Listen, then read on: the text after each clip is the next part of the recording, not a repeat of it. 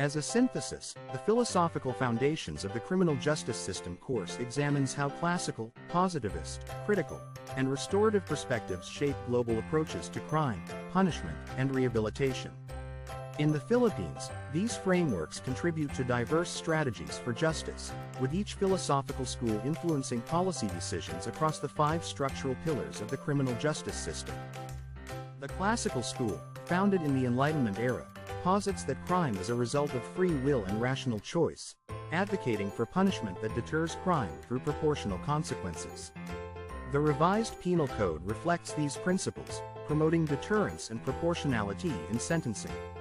Laws like the Comprehensive Dangerous Drugs Act of 2002, which prescribes strict penalties for drug-related offenses, also illustrate deterrence as a central principle. Cybercrime laws similarly reinforce deterrent strategies to address contemporary criminal threats. In comparison, the United States employs a retributive system with strong deterrence measures, while Japan incorporates classical principles into a justice framework that prioritizes community trust and social harmony. The Positivist school shifts the focus from individual choice to external factors, such as socioeconomic influences, that contribute to criminal behavior. In the Philippines, positivist ideals are evident in programs such as the Juvenile Justice and Welfare Act, which emphasizes rehabilitation, and community-based initiatives like the Anti-Drug Campaign, which seeks to provide alternatives to incarceration for drug offenders.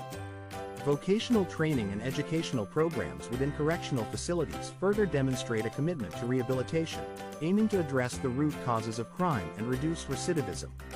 Countries like Norway and Canada take positivist principles further by structuring entire correctional systems around rehabilitation and reintegration. Critical legal theory and restorative justice challenge traditional punitive approaches, emphasizing systemic reform and community-based solutions. Critical legal theory critiques how criminal justice often reinforces social inequalities, as seen in the Philippine War on Drugs, which disproportionately impacts marginalized communities. Restorative justice principles are integrated into the barangay justice system, where mediation and conflict resolution prioritize reconciliation and community harmony. For juvenile offenders, restorative methods facilitate victim-offender mediation and social reintegration, reflecting a move toward community-centered justice. New Zealand, for instance, incorporates restorative justice as a key component in juvenile cases, and South Africa uses restorative principles in post-apartheid justice initiatives, illustrating how these approaches foster societal healing and emphasize community accountability. The Philippine criminal justice system operates through 5 pillars: law enforcement, judiciary, prosecution, corrections, and the community, each reflecting various philosophical influences. Law enforcement. Combining deterrence-focused policies with community-based strategies, Philippine law enforcement faces challenges like limited resources and public trust issues.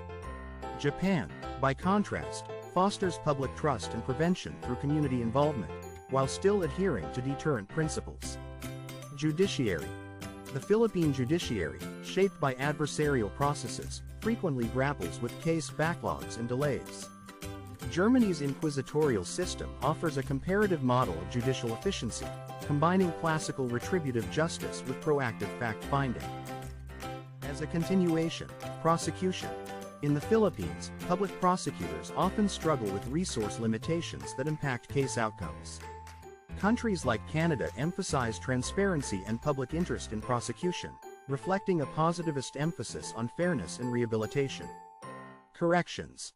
Rehabilitation is increasingly prioritized in Philippine correctional facilities, but overcrowding and limited resources pose challenges. Norway's model, which centers on rehabilitation and reintegration, demonstrates how correction systems can focus on reducing recidivism through comprehensive rehabilitative support. Community.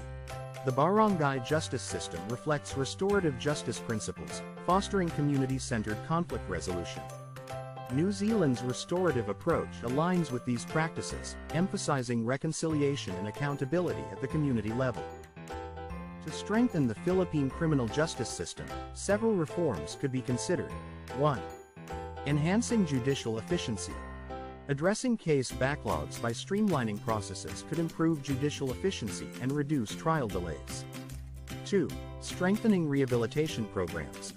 Expanding rehabilitation programs within correctional facilities, particularly through partnerships with educational and vocational institutions. 3. Community-centered policing. Implementing more community-focused, trust-building initiatives in law enforcement can improve public cooperation and safety. 4. Integrating restorative practices in juvenile justice. Expanding restorative justice principles, especially in juvenile cases, could promote healing and accountability. These reforms can further develop a holistic approach that emphasizes both accountability and social reintegration, enhancing its ability to meet contemporary challenges and serve the community effectively. If you like our content, please like, share,